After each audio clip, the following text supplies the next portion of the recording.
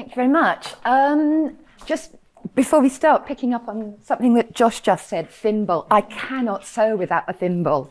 And really, you're going to thank us, honestly. And also to pick up on something that Natalia said about asking questions and being curious. As Natalia said, I work as a freelance costume maker, and I trained here 30 years ago.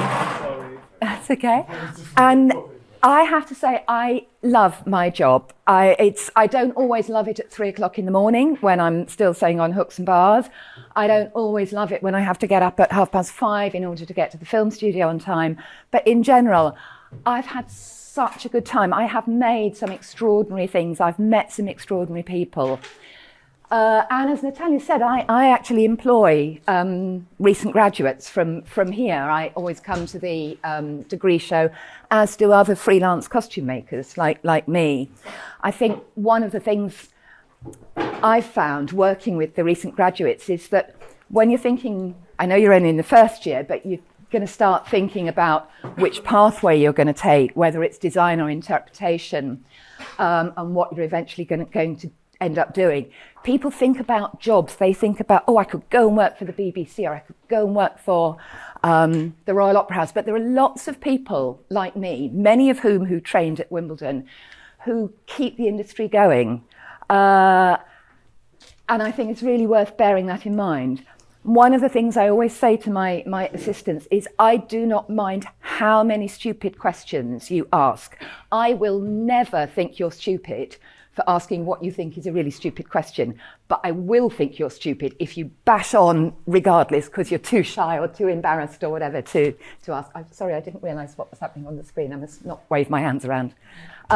So please ask questions, and please talk to each other and to me and to Josh and to Kathleen. There we are. So waistcoats.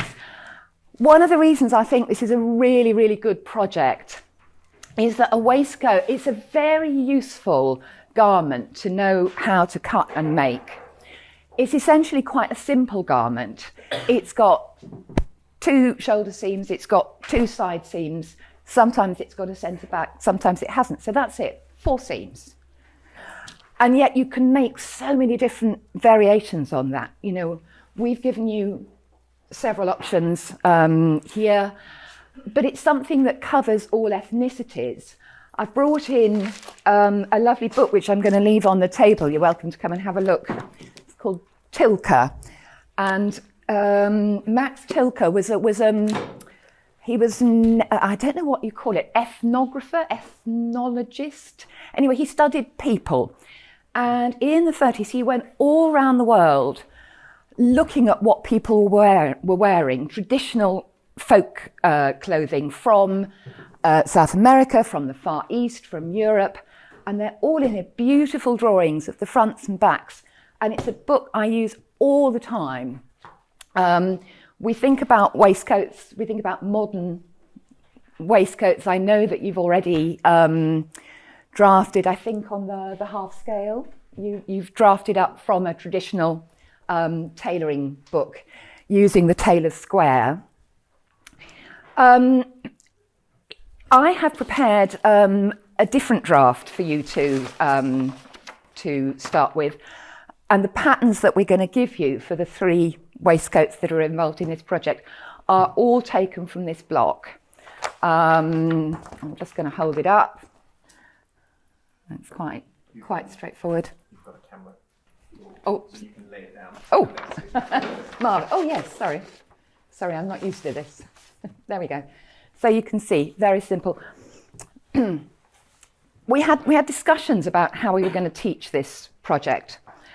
And one of the things I feel is really important that you grasp is that we cannot teach you how to make every single garment you're going to want to make or design in your future, in your career. It's just not possible because there are too many variations.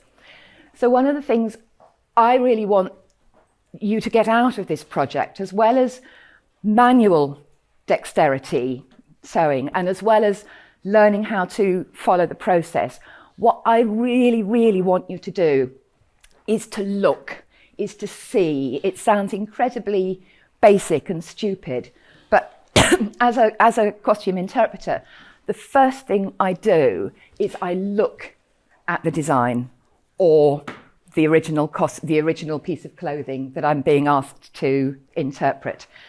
And this is something that applies equally to designers and interpreters. I know at the end of this term, I think that's when you choose which pathway you're going to go down.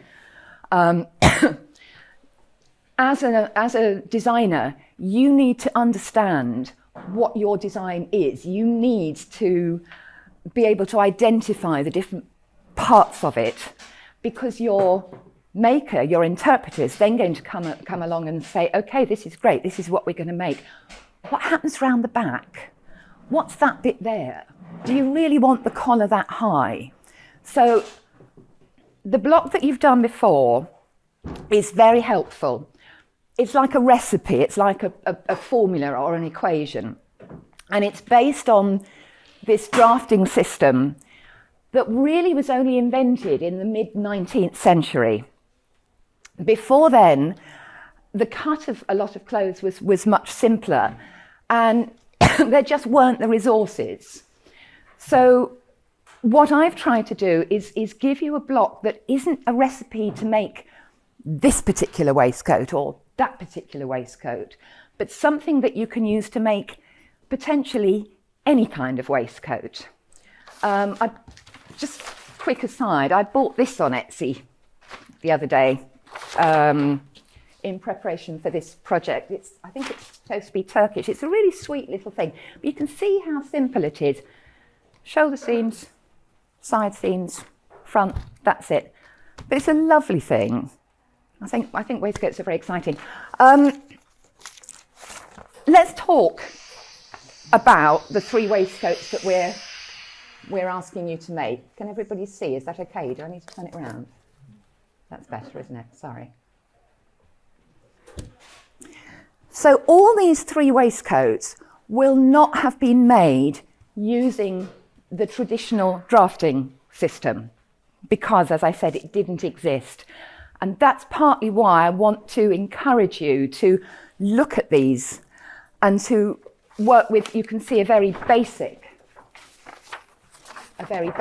block.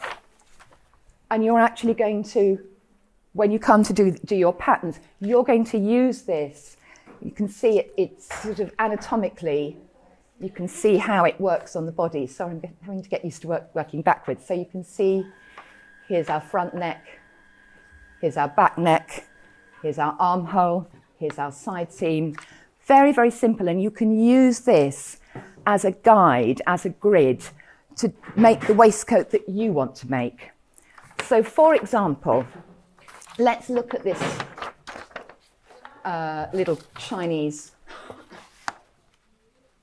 waistcoat first. So let's look at number 2, because as Josh rightly says, this is the simplest one. So if I look at this and I compare it to a modern waistcoat, which I got this out of my wardrobe this morning, and I found there were 2 needles stuck in the thing. Obviously, last time I wore it, I'd been sewing. So here's a modern waistcoat. Here's our Chinese waistcoat. So again, shoulder seams, side seams. This one's a little bit more complicated because it's for a woman. It's got a little curvy seam here. It's got a centre back seam. But essentially, there's not that much difference between this and this and this and this. But let's look at the 3 of these individually and try and see and use our eyes and identify things. So if I look at this waistcoat, what do I notice? So the first thing I notice is it's single-breasted. Does everybody know what I mean by that, single-breasted as opposed to double-breasted? Yeah? So it's single-breasted. There's no collar on it, but it's got quite a high, round neck. So rather than having this sloping V, which is what we're more used to when we think of a modern waistcoat, I look at the armhole and I think, well, actually, that is very, very short if you compare it to that one or to that one or to our modern one. So I notice that the shoulder seam is shorter. I notice that the armhole is a particular shape. It's quite shallow, I think is the word I would use. It's not the same sort of curve as we've got on here. And I noticed that the side seams, rather than running straight, they're actually diagonal, they're flared. So, you know, this one a little more straight, this one a little bit more flared. So if I were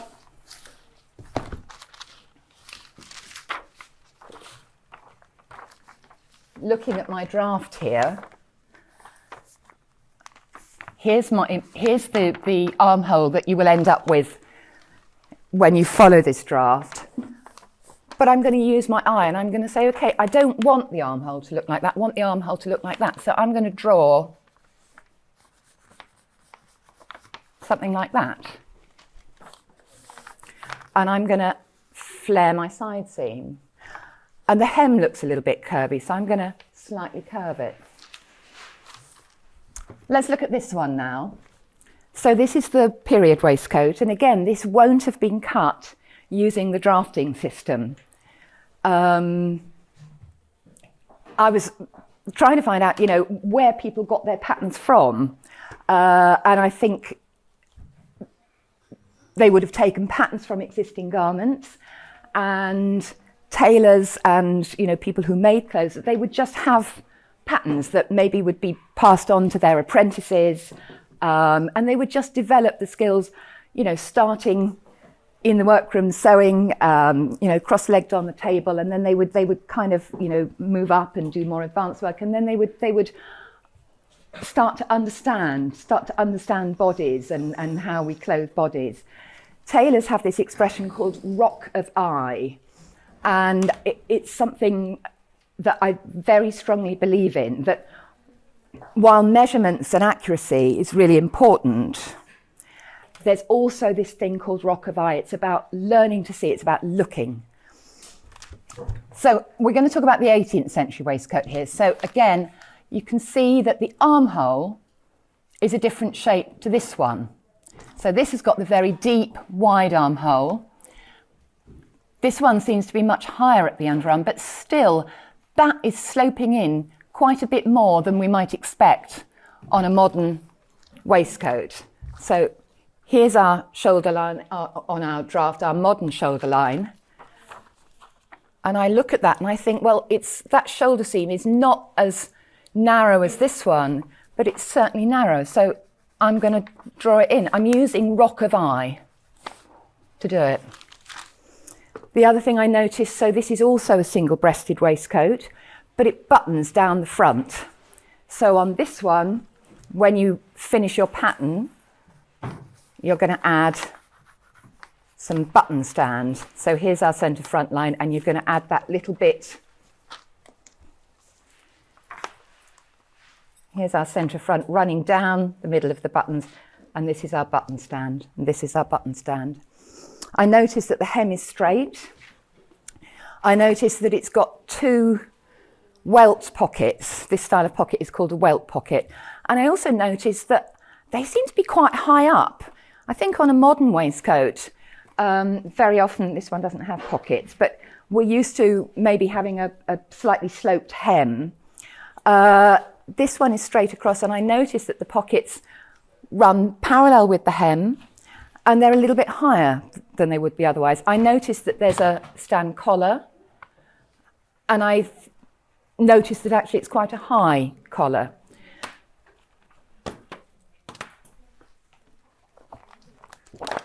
I brought another lovely book in with lots and lots of waistcoats that you can see. We don't have a back view of this one. So I thought this book would be quite helpful because it's got some little line drawings, and you can see, so these are similar periods, 1780s, this is 1787, 1780s, 1790s. You can see two welt pockets, straight hem, two welt pockets, straight hem.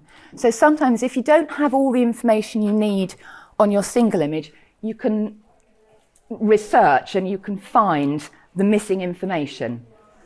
The other thing that I want you to notice particularly is here on the shoulder seam and here on the side seam.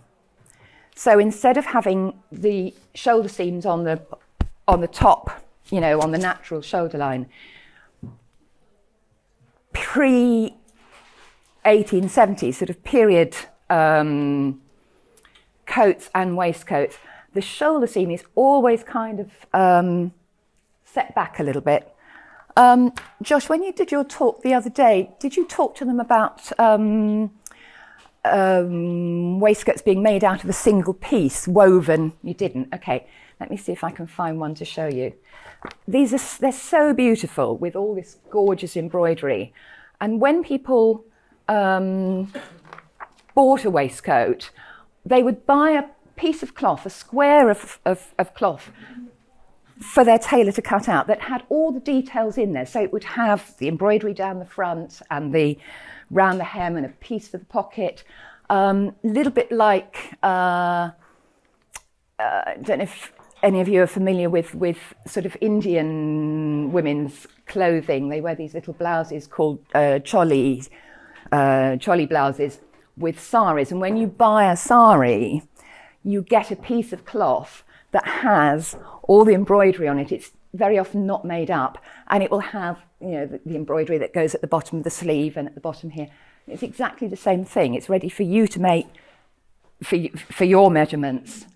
So yeah, I'm going to leave this on the table. You can come and have a look. But again, you can see shoulder seam goes back, side seams go back, shoulder seam goes back, side seams goes back. Another one.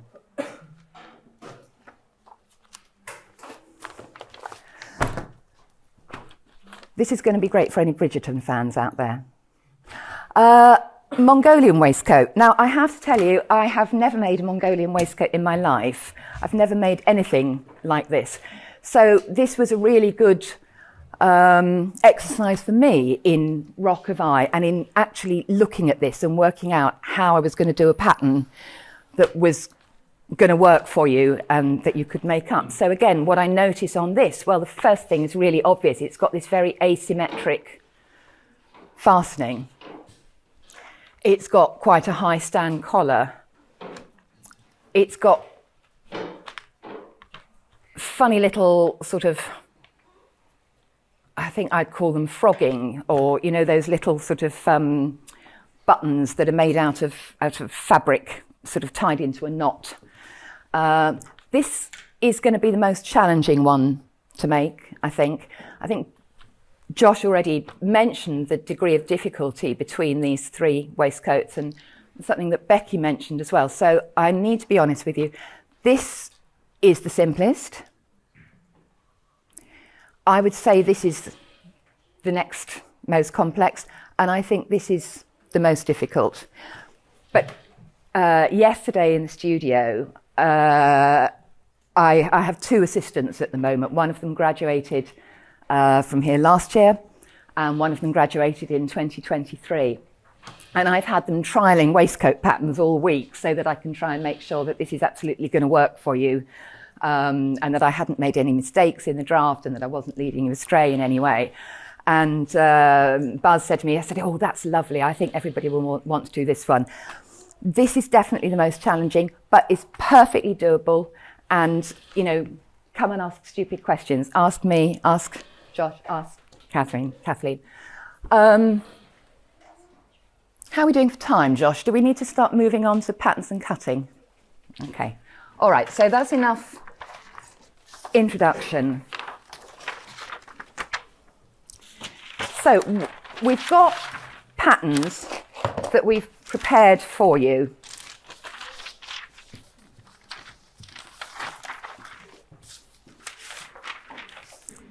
So we'll start with the little Chinese one, which is the simplest one. Is that okay? So we've labelled everything. This is your chest line. So you can see what I was talking about on the original drawing.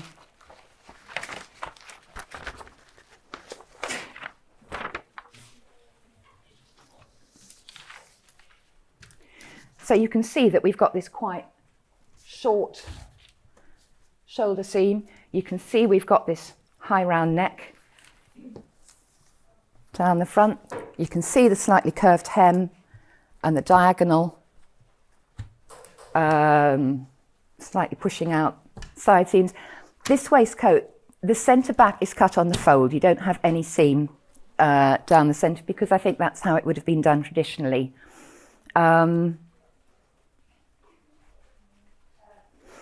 We're going to ask you to do pockets.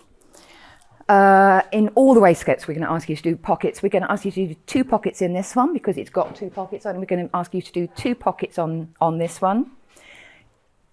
This one, we're just going to ask you to do 1 pocket because it's slightly more complex and also because it's asymmetric. Be a bit weird. So we've got a pattern for this one.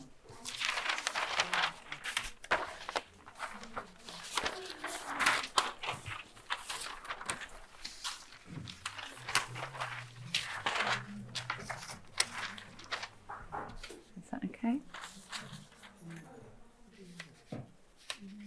So here's your 18th century waistcoat. So again, round neck, slightly curved front. Here's your pocket position. And what you're also going to notice on this one is how the side seams been pushed back a little bit. And if you look on the shoulder here, can you see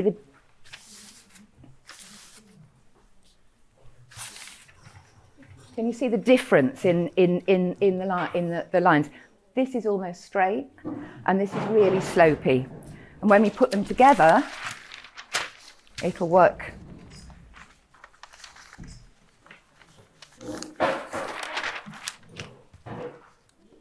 A bit like that. And this one does have a centre back seam. And then our Mongolian one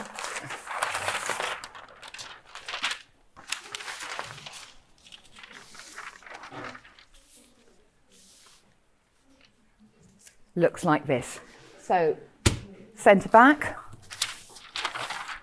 on the fold, and here's this funny asymmetric opening. Sorry, I'm really bad at this. I'll try and get better. I do apologise. There we go. Yeah, so all your patterns are what we call nets, so there's no seam allowance in the pattern.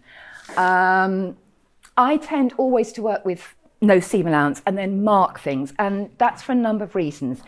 Firstly, when I'm cutting a pattern, I think it's so much easier to see and use my rock of eye and draw my lines in according to what I'm seeing on my design. I find it much easier to do that on a net pattern. I'm not having to calculate, oh, well, actually, this pattern piece is a bit bigger than it actually will be. I think it's much easier to see the lines. The second reason is because I work mostly in theatre. We actually make costumes in theatre in a really sustainable way. I don't know if any of you have yet come across a book by Jean Honeysett. I don't know if you've been using it. Anybody? No, not yet. It's a women's book. I'm sure you will in years 2 and year 3. She was a wonderful costume maker who did a series of books that we use all the time. And recently I was reworking a costume for the Royal Opera House. It was a beautiful ballet costume, and it was chiffon on the top, and all the chiffon had rotted and was disintegrating. So they digitally printed some new chiffon, and I had to take the original costume and change this layer.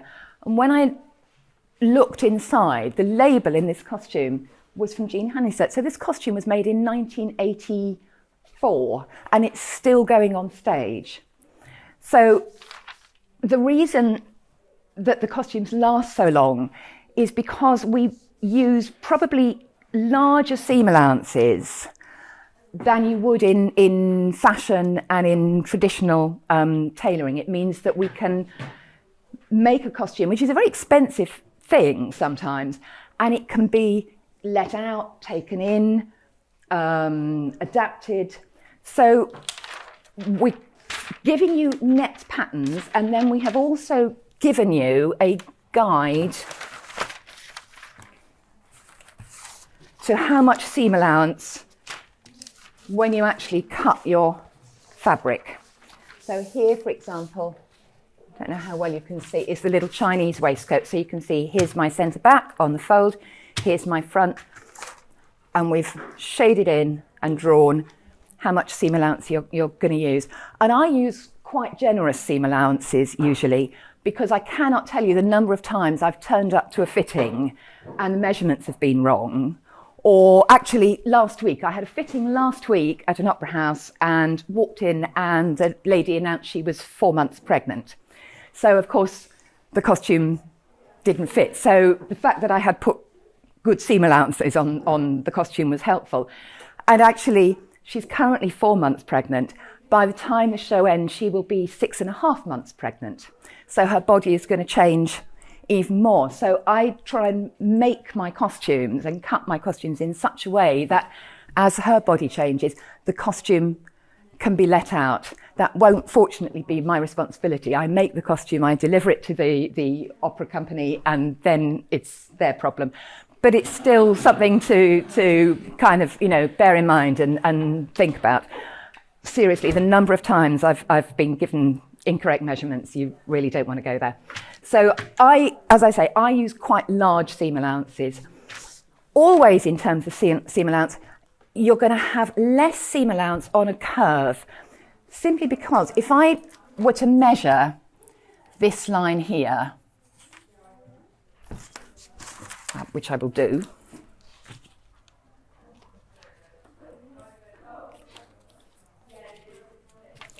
so that is 15.4 centimetres, okay, on my actual stitching line. If I measure here, which would be the edge of my fabric, that is 17 centimetres, so it's bigger than that. And when I make the garment up, this is going to end up here, if you imagine. If you imagine the armhole, yeah? Originally I would have had additional fabric here. I stitch along here and it ends up in here.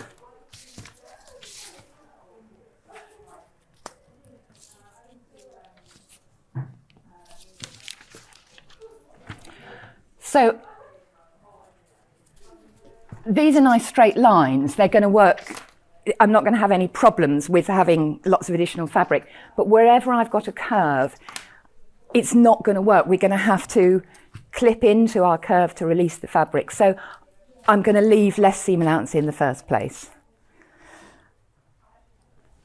Hi. How are you? Shall I? I'm so sorry. This is the first time I've done this, so I'm trying to sort of pace the session. We move on to the cloth. Okay.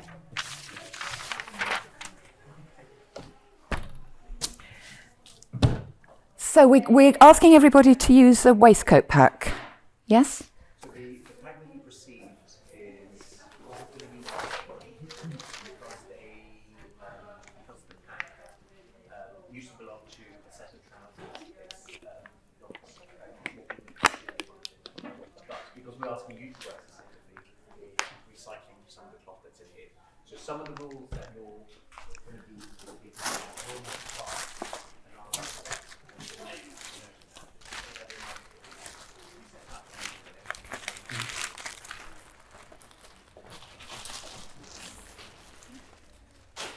So in your packs, you have got your top fabric. You've got some canvas, which we're going to put inside the front to reinforce. You've got some pocketing. I think we're going to do pockets in about the third session. That'll be fun. You've got sort of lots of lining. So yes, check fabric. This is going to be a really good practice. In some ways it makes it easier because it means you've got lines that you can follow, and it means you can see when you've gone wonky, you can see that everything is lining up nicely. So should we start with a little Chinese one? given the fabric, we're not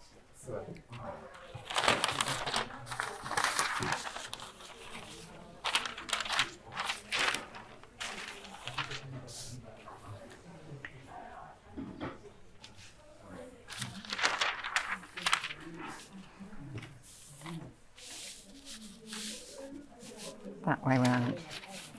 Now you're going to have to be really careful here because, as Josh said, these packs were cut for something else, and we're trying to, A, be sustainable, and B, keep the costs down for you. The first thing I would say is you always start by ironing your fabric.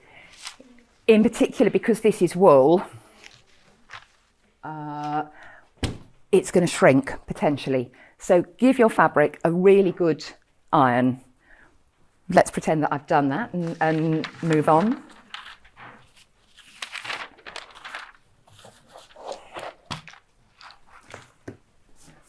So this particular waistcoat, so the Chinese one, our centre back is on the fold. Am I going to get them to, we're going to do backs in lining, aren't we, in this one? All of them, yeah. Yeah, okay, so it's only the front. The straight, we've marked the straight grain on the pattern here. I don't know how well you can see on the camera, but anyway, we have. And it's going to be really important that you follow that. Everybody understand the concept of straight grain, yeah? And what we normally do, this is the selvage, so you have the straight grain running parallel with the selvage because it's the most stable part of the cloth. This part is not stretching when I pull it. This is. Yeah.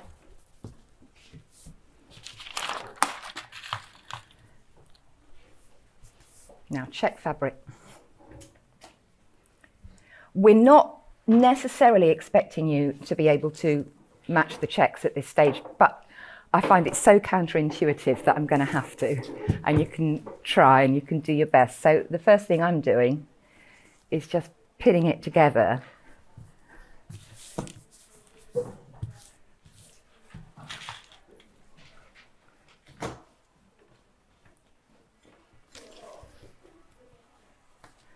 So that hopefully it lines up.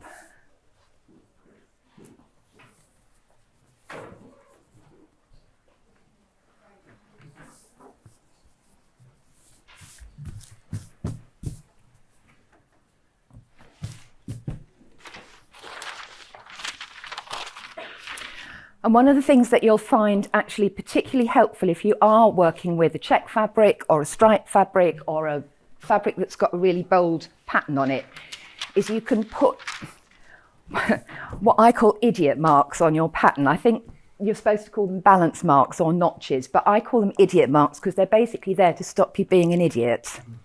Okay? So, for example, I do it on the seams as well to make sure that everything lines up. I'll show you on this.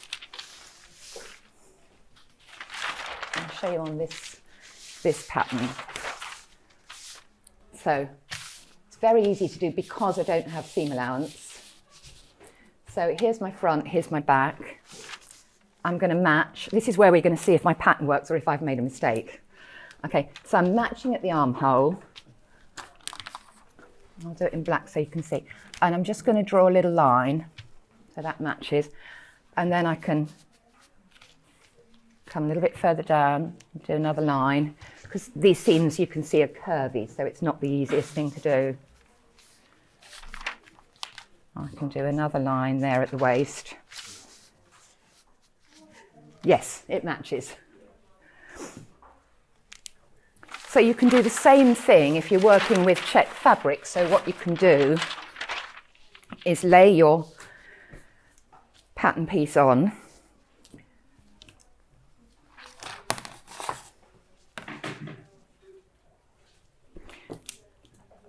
In an ideal world, if you had a bit more fabric, you could probably decide exactly where you were going to place this in terms of where the stripe comes, but you're just going to have to do your best on this one. So if we look, we've got, I don't know how well you can see it, but there's a red, I'll put some pins in, there's a sort of dark red line in the check.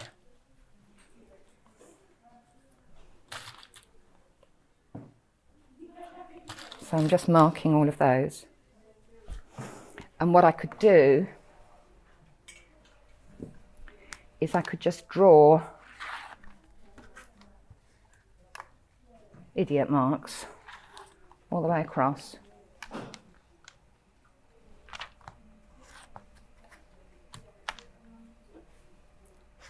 To make that line up.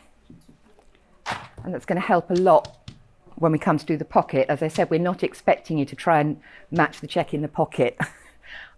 It's really difficult. I always struggle with it. So we've got our lovely cloth that we have pre-shrunk. We're laying on. Some people use pins, some people don't. Some people use, you can use a weight. A couple of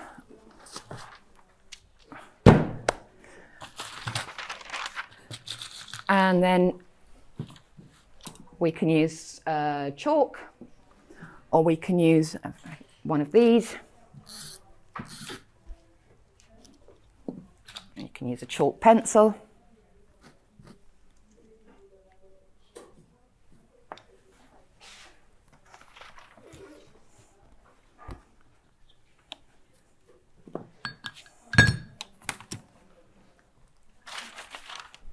What seam allowance have we asked you for? So we've asked you for an inch seam allowance on the top.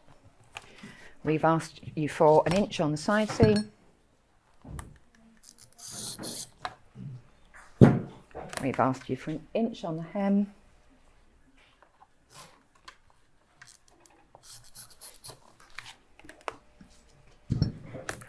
We've asked you for an inch down the centre front. And we've asked you for a bit less.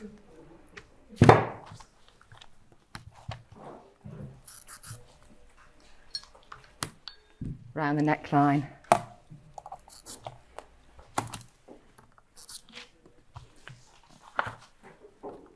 And round the armhole.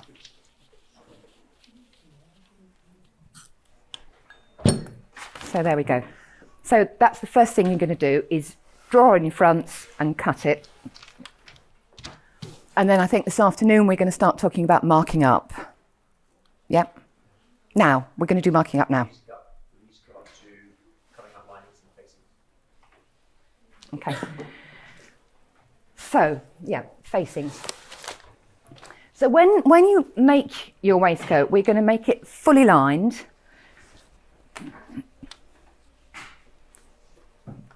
So we just talk a little bit about some terminology. So armhole, centre front line, button stand, and this is the facing. So the sort of opening edge, the leading edge, there we go, sort of like this. This has kind of got a facing. So the first bit tends to be in the same fabric, so that if anything, if it flaps open or whatever, you see the same fabric. And then the rest of it is in lining, because it's cheaper and it's also slippery. So if you're wearing it over a shirt or something like that, it's going to slide around. It's not going to get sort of stuck on the body. So we haven't given you a separate pattern for your facing. You're going to have to do one yourself. So taking your basic pattern, you're going to make a decision. We haven't told you how big to make your facing. Rock of eye, okay? Look at an existing garment. Look at this. I mean, this one, for example, is 1 3/4 inches, just over 4 centimetres. This is 2 3/4. I've put the ruler on at 2 inches because that seems quite a nice measurement to me. So let's say 2 inches. So parallel with the edge.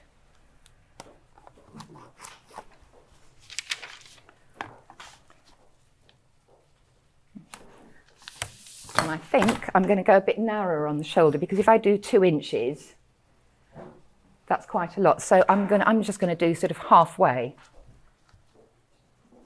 Yeah, I think that looks nice. And again, rock of eye, just drawing it on. And idiot marks. I love idiot marks. Okay, because what we're going to do is we're going to cut our facing in the proper cloth, and this is going to be lining. So you've got to join some wool, which is a little bit heavier and a little bit inherently stretchy. You've got to join that onto your lining, which is slippery, very thin, and doesn't really have any give in it. So you're going to trace a separate copy of the pattern, and then you're going to separate them off.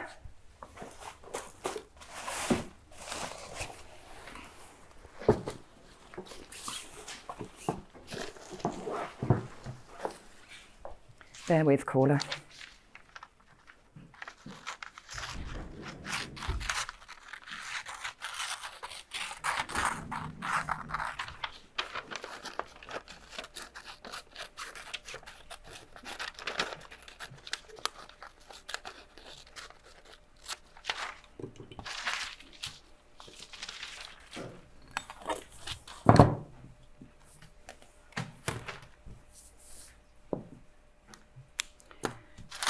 So we've got the front, and then we're going to cut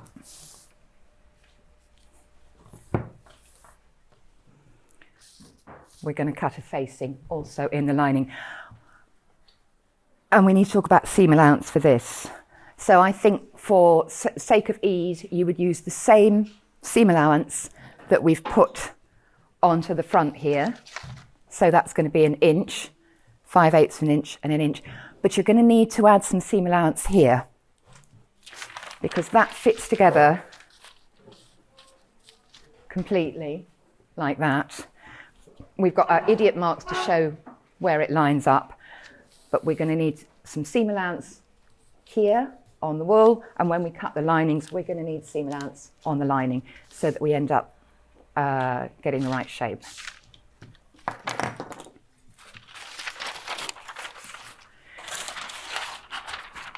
Placing your pattern on the fabric is called doing a lay, and it's something that you really want to do before you take scissors to anything. You need to make sure that you've got enough to do every part of the garment that you need. So with this little 18th century waistcoat, with the Bridgerton version,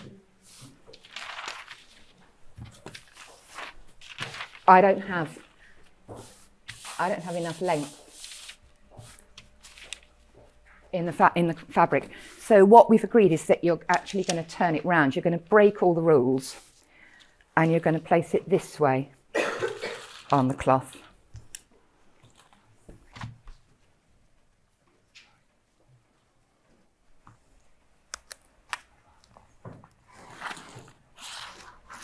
I'm just continuing my straight grain line so that I can line that up really nicely on the fabric.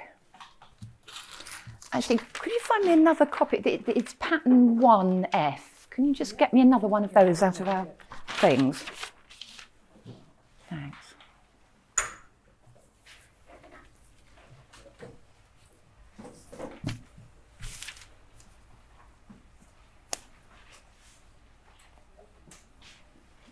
Do we have to use this fabric, or can we source our own? You can. You absolutely can.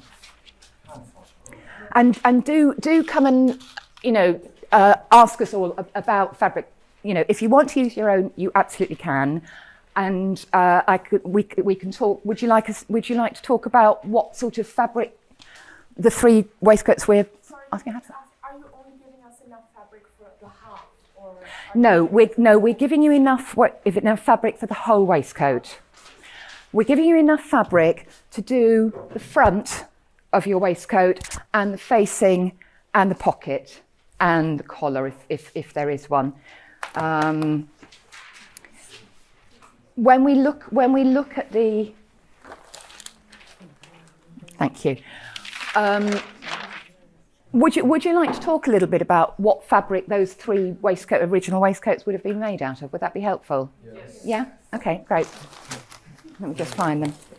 So just to finish my question, you're giving us enough for both front, Yes. and then the back is going to be just the lining fabric? Okay. That's traditional in a contemporary waistcoat and in a sort of Western tradition waistcoat. Okay, so the Bridgerton, let's go back to this book.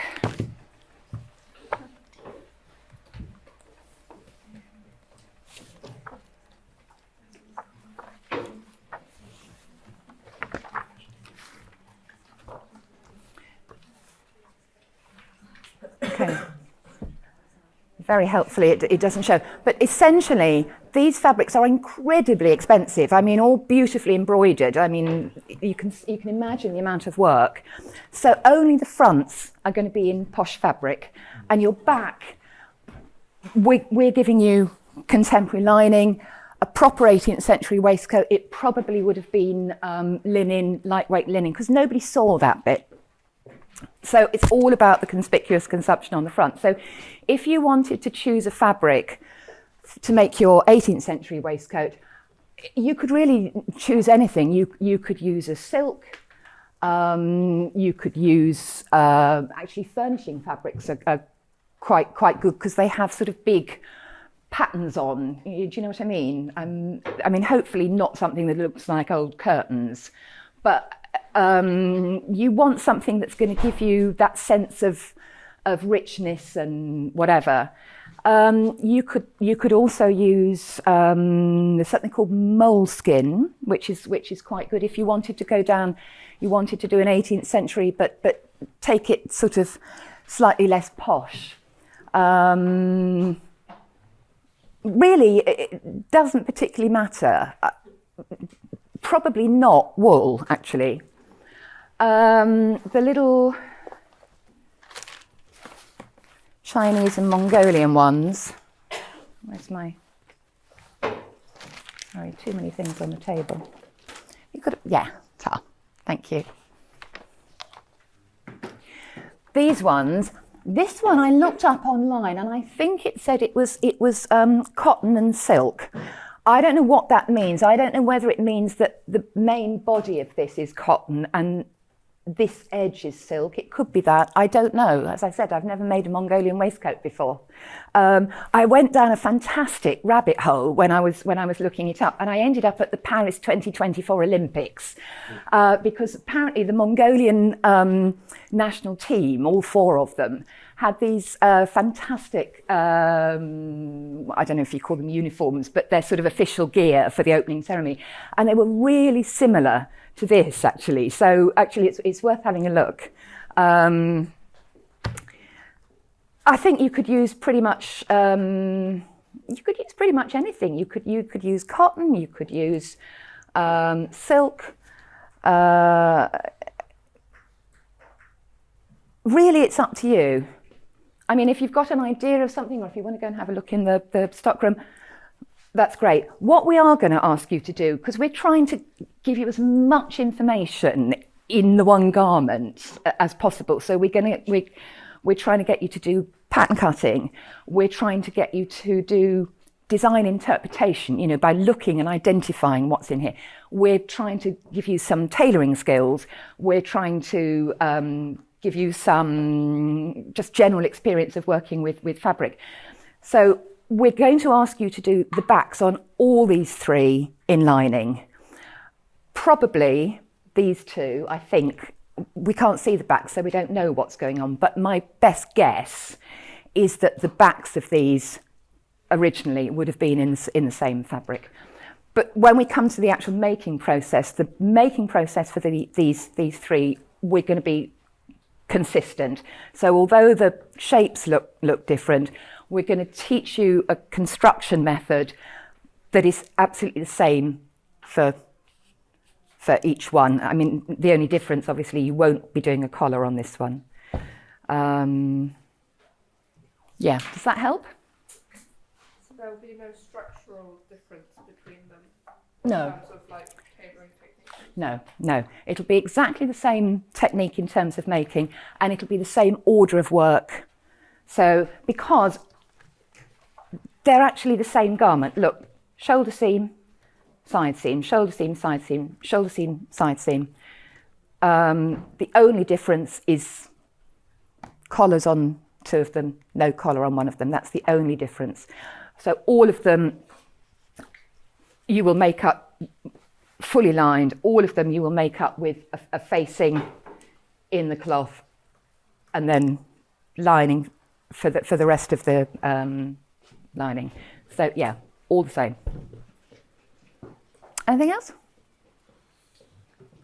And so how, with this working, is it going to be like, we'll have our demonstrations in the lesson and then it'll be like that in the lesson if you don't finish at home, is there going to be like stages or can you just like bash it all out?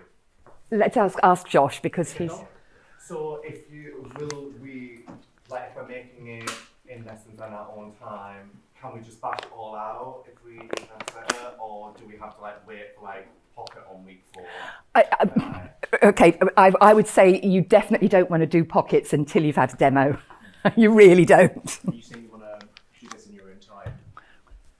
Yeah, I just wasn't sure how this was working, if it was how much independent it was and how much was in lesson. So lessons are split in 2. You'll get half of the lesson in lecture and the rest of half is all the studio access. So now you'll be sent off if we come to the have you done cut linings? I didn't think we were cutting Cut linings. linings and thread marking, I think. Let me double check. Okay. Give me 1 sec.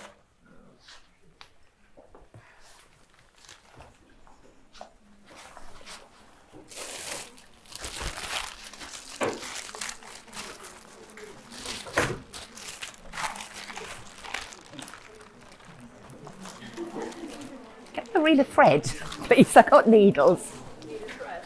Just some thread. Any thread. Basting. Yeah. Oh, it's all right. I got some. I thought I put some in this morning.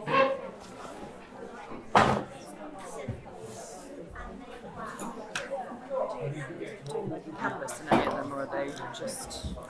Apparently, yeah, canvas. Cut cloth, front linings and thread marking. Okay.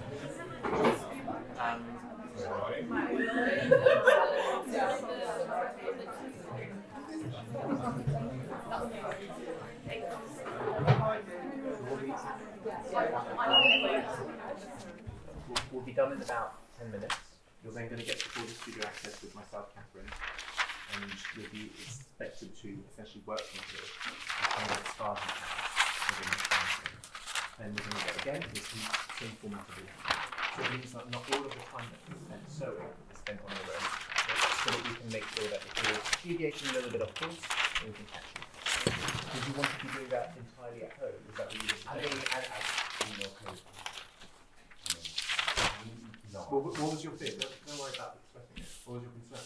Oh no, it's just like sometimes, like I just didn't know whether, just to keep on top of things, because so I wasn't like express something and I was just like, I'm trying to get on top of things like quite. You won't be able to do everything within this time frame.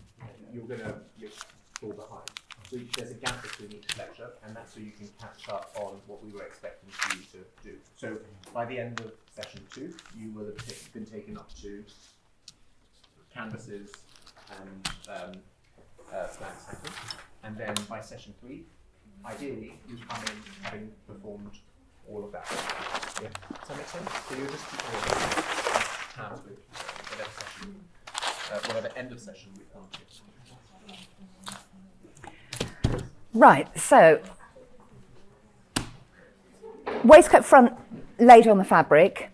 I've actually pinned it in. You don't have to, you can use weights, but I've pinned it because it's check fabric and I really don't want it to wibble. Drawing on my seam allowance, so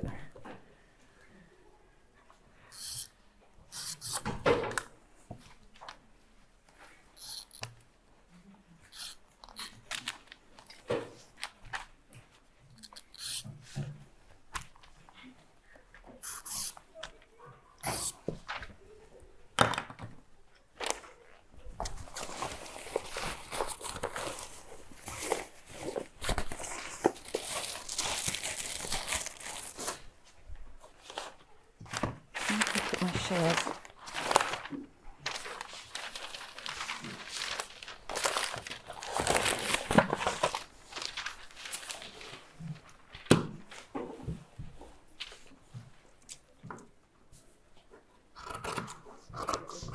Yeah, thank you.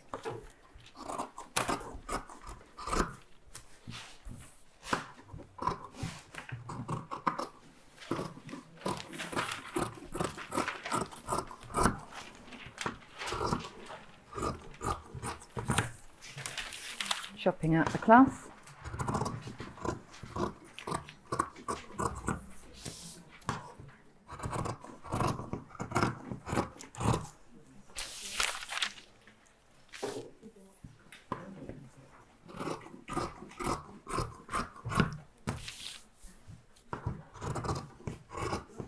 So the seam allowances that Madeline's drawn out are already up on Moodle. There's a resource there under Waistcoat Lectures which shows you exactly what seam allowances you need and the draft as well.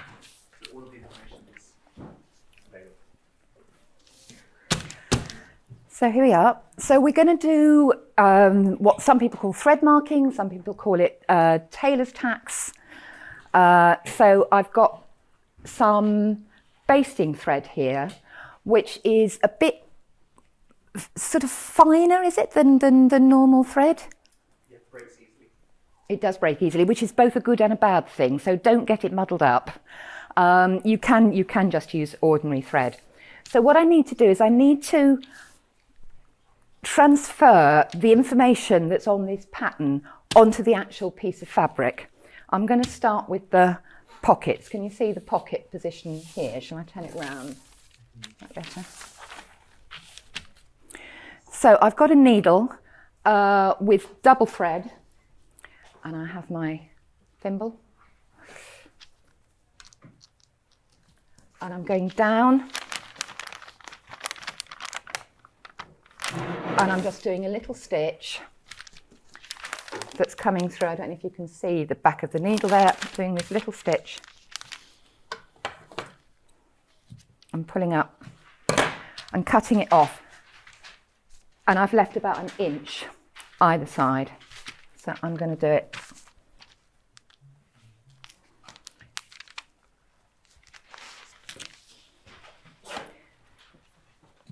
like that.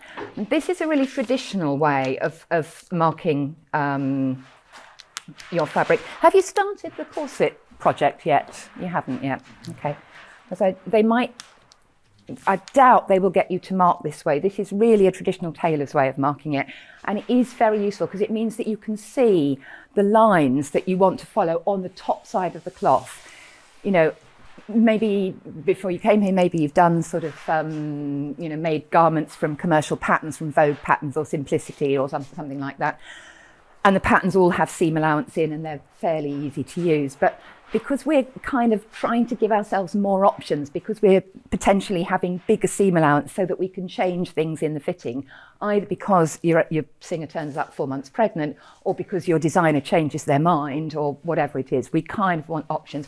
So it's really helpful to be able to see on the top side.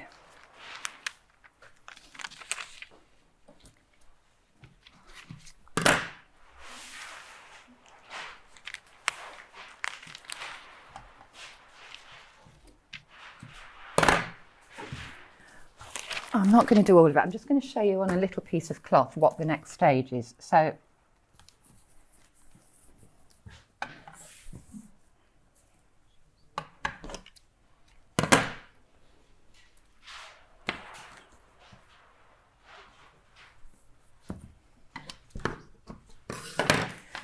imagine that I've been marking along my line.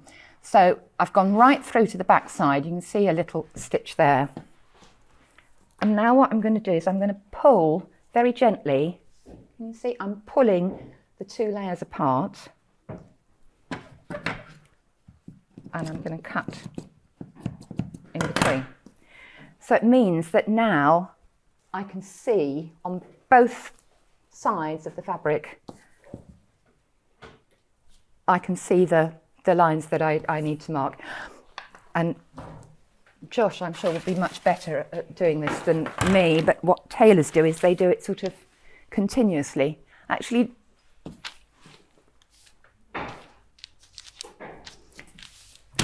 Josh, yeah. would you mind?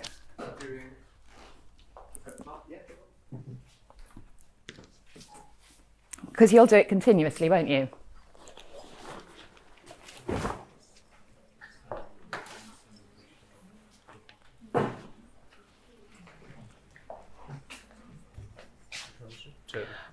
Yeah. Take this time. Got your cotton.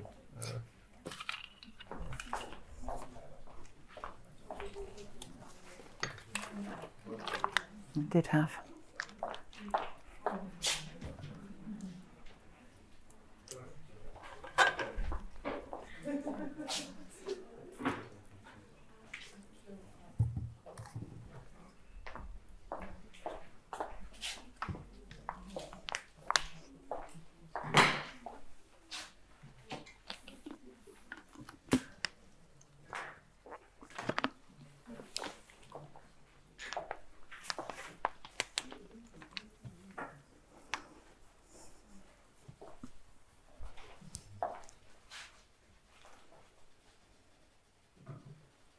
You've got double bark thread, like that, and you're simply going to go along those lines. And once again in slow motion. And you need to make sure that you've got enough thread to carry along an entire length, and you want to go just past each end. And then as you come along, you're snipping out the length from those tacks, and you're sort of pulling your thread to make sure that the tacks aren't too long. And you're doing that for all the lines going along.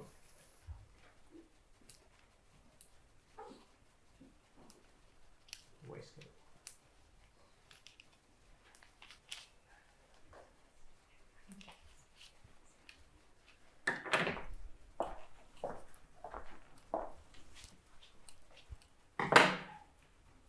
And then when you've done the whole thing, you'll just pull the two layers apart and you'll just snip in between. It's really important that your scissors are very sharp, because if they're not, what happens is the thread gets a little bit caught on them and you pull the mark out.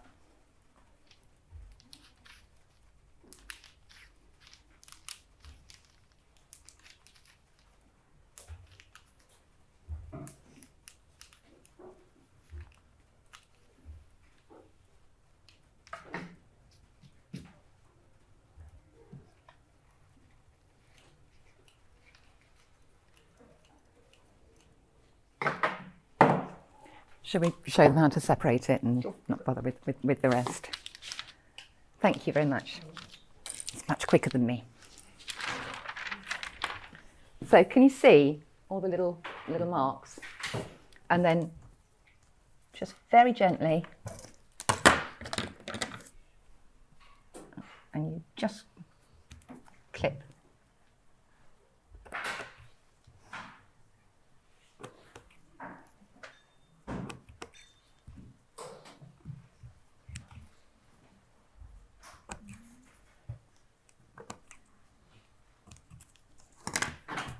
Yeah, and you can see the little white marks on either side. So the stupid question would be, how far apart do I do them? Up to you. I would say about every inch. Josh has done them by continuing the thread flat on the cloth. Some people actually leave loops. It's up to you, whichever way works for you. There isn't necessarily a right way and a wrong way.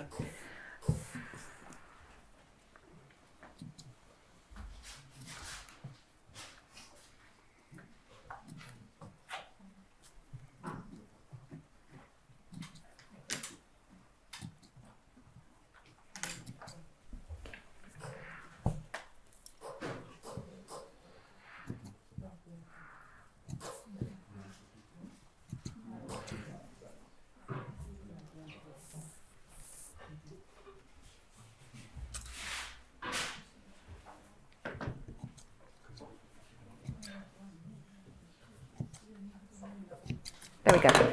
So we've got two fronts completely separated, and we can see where our stitching line is going to be, and we can see it on both sides of the cloth. That's going to be really helpful, and it's going to be particularly important because we're going to put canvas in the front of our waistcoats because it's a traditional tailoring technique, and we want to give you, you know, as much input as we can. So you're going to cut your fronts out, and then you're also going to cut your facing out of your cloth. So as we've done the 18th century waistcoat there, let's do a facing for this one. And again, there isn't a rule as to how wide it wants to be. Let's just try that. Idiot marks so that it's going to line up.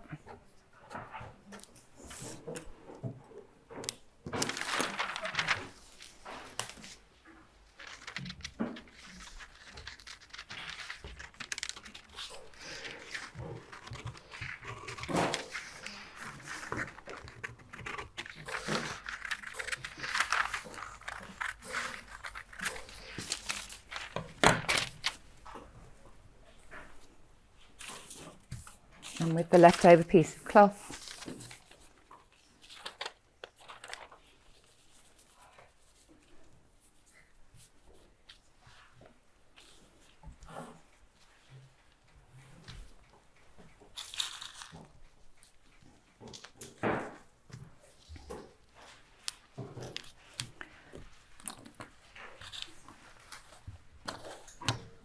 and you're going to put the same seam allowance on.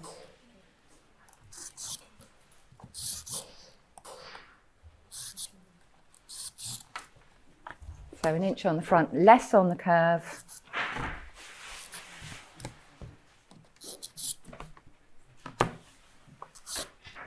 And then remember that because we've just chopped these in half, we need to add seam allowance onto this from where it's going to join onto our lining.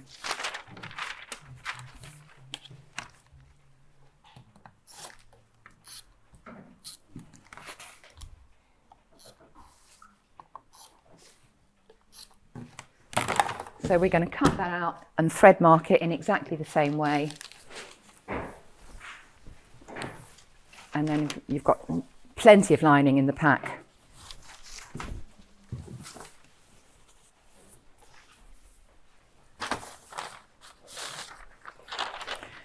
And you can put your lining pattern onto your lining and cut it out and thread mark it in exactly the same way. One question, how would you mark the notches? Would you also thread mark? Yes, yes. I mean, you're effectively marking the entire edge anyway, so you're going to get a continuous line. So I always try and do one of the stitches where the notches come. Any other questions? Anything else? With the Mongolian one, Yes. it's got kind of like binding along the edges and stuff. Are we doing that with that one? And would that be made out of, say, like the lining fabric, or would it be the... If I were doing it, I would do the back in the same fabric, because I think that's what it was originally. And I think, I mean, do come and have a look at Tilka, the book I brought, because there'll be lots of different ethnic waistcoats, but they all have a sort of great similarity. And I think mostly it's the same fabric. If I look at this, it actually, technically speaking to me, looks as though that edge and round here and round the collar has been bound. And it looks to me as though there's actually some sort of rows. I don't know whether this is braid or embroidery or whatever. I think it's a really sweet thing. And I did actually, if anybody's interested, I did kind of mock one up. I haven't finished, I haven't done the collar yet. But I did mock one up last night just to test the pattern, really.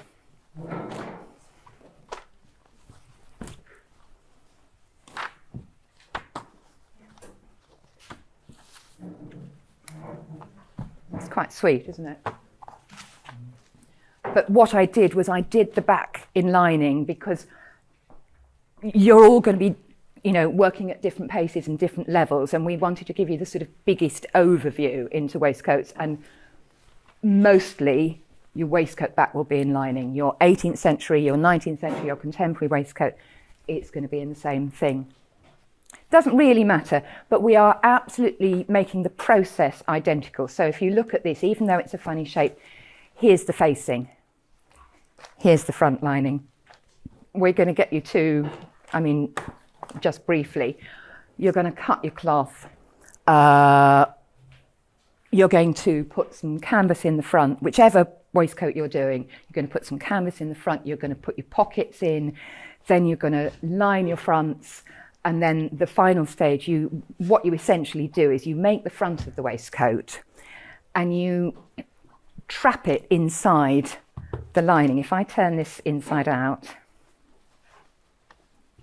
no, I can't because I finished it. But essentially the process is going to be exactly the same for each design. So you're going to make your fronts with your pockets, all finished, all this edge, lovely, lovely. And then the last stage is that you trap everything inside the back lining and you pull it through, and it's like magic, and suddenly you've got a whole, for weeks you've not had a finished garment, and then suddenly in the last 10 minutes it all happens, doesn't it? It's very exciting. So if we're doing the 18th century Yeah. waistcoat, is that the amount of fabric that we're getting for that? So we have to cut it? Yeah. Okay. Unless we choose our own fabric. Yeah. Okay, Yeah. cool. Yeah, yeah. So generally, again, in order to keep the cost down and in order to reuse them, this is why I've placed the 18th century, technically speaking, the wrong way on the fabric. In an ideal world, it should run along with selvage. So you would probably need about 70 centimetres of top fabric, but you can still use the lining for the insides and the backs and whatever. And then is that gonna make things more difficult if it's cut that way? Not in this case, because it's wool, so it's actually the pattern is sort of woven into it, if you see what I mean. So it's kind of quite stable. If this were a different kind of fabric, if this were basically if it was something cheap and nasty, have you ever found that when you tear the fabric across the grain, it goes really sort of squint, it goes really wonky. It's because it's cheap, nasty fabric. This is actually fairly stable, so it'll be okay. Okay. So this is where we should be for the next one. Have everything cut out and. Yes. So you need to choose your design.